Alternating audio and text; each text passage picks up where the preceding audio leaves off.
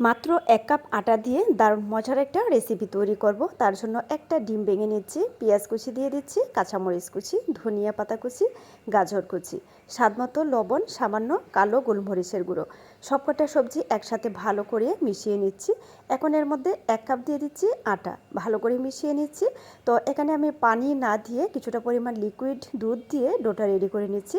তবে আরেকটা ডিম ভেঙে দিয়েও কিন্তু এটা আপনি রেডি করে নিতে পারবেন। এটা একটু কিন্তু আটালো হয়। তো ভালো করে তৈরি করে এটাকে একটু রুটির মতো করে বেলে নিচ্ছি। তবে একটু মোটা করে বেলে নিতে হবে। আমি এখানে আটা দিয়ে তৈরি করেছি, আপনারা কিন্তু এটা ময়দা দিয়েও তৈরি করতে পারবেন। মানে হাতের কাছে যেটা থাকবে সেটা দিয়েই তৈরি করে নেবেন। তো আমি এরকম করে এটাকে কেটে নিচ্ছি। এখন এগুলোকে ডুবো তেলে ভেজে নিতে হবে। তেলটা আমি আগেই গরম করে রেখেছিলাম। এখন এক এক করে নাস্তাটা দিয়ে দিচ্ছি। একটু সময় নিয়ে ভাজতে হবে, তাহলে এটা খুব সুন্দর একটা কালার হবে আর ভীষণ মুচমুচেও হবে।